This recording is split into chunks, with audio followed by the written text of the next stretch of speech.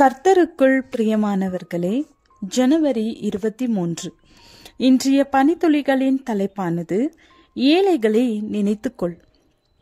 வசனம் கலாத்தியர் 2வது அதிகாரம் 10வது வசனம்.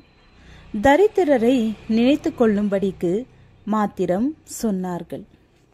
ஒரு பன்றியும் கோழியும் சாலை வழியாய் சென்று கொண்டிருக்கையில் அவைகள் தேவாலயம் ஒன்றை கடந்து வந்தது.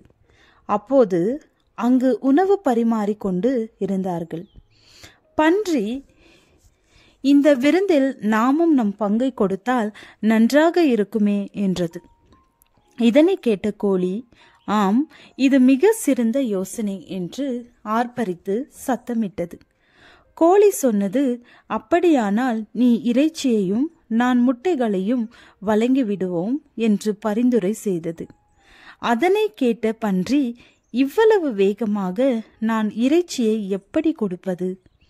கோழியாகிய உனக்கு முட்டையை கொடுப்பது என்பது ஒரு அன்பளிப்பு, ஆனால் எனக்கோ என்னையே தியாகம் செய்வது அர்ப்பணிப்பு என்றது. முட்டையை கொடுப்பது உனக்கு எளிது. முதல் நூற்றாண்டு கிறிஸ்தவர்கள் ஏழைகள் பயன்பட உதாரத்துவமான உதவிகளை செய்தார்கள். காணியாட்சி, ஆஸ்தி எல்லாவற்றையும் தேவைக்கு தக்க எல்லோருக்கும் பகிர்ந்து கொடுத்தார்கள். தக்க பணம் சேகரித்து சகோதரர்களுக்கு உதவிட முன்வந்தார்கள். பவுலாரும் ஏழை கிறிஸ்தவர்களுக்கு உதவிட கருசனையாய் இருந்தார். தரித்திரரை நினைக்க சொன்னார். அந்நாட்களில் கிறிஸ்தவ சபையின் முக்கிய போதனைகளில் ஒன்று தரித்திரரை நினைத்து கொள்ளுங்கள் என்பதே. இன்று உலகில் வறுமையில் வாடிக்கொண்டிருப்பவர்கள் ஜனத்தொகையில் பாதிக்கு சற்று குறைவானவர்கள். உணவின்றி மரிக்கும் குழந்தைகள் அதிகம். ஏழைகள் நினைவு கூற வேண்டியவர்கள். நம் தேவனின் இதயம் ஏழைகள் மீது அக்கறை கொண்டிருக்கிறது.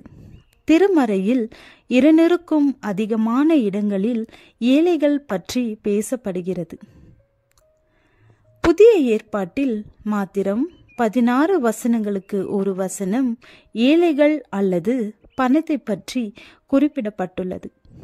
இதனை பேச விரும்பாவிட்டாலும் சுவிசேஷத்தின் மைய கருத்து ஏழ்மை என்பதாகும்.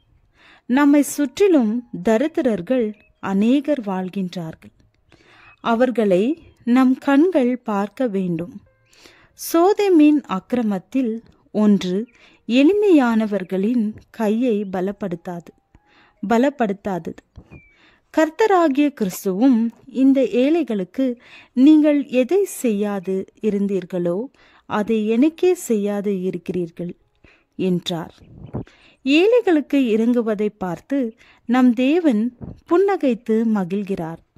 தரித்திரனுக்கு இறங்குகிறவன் பாக்கியமடைவான். வேதத்தில் ஏழைக்கு இறங்குவது ஒரு ஆலோசனை அல்ல, இது செய்யப்பட வேண்டிய ஒன்று. ஜெபம். திராணி இருந்தால் அதை செய்யத்தக்கவர்களுக்கு தியாகத்தோடு செய்ய அர்ப்பணிக்கிறோம். ஆமீன்.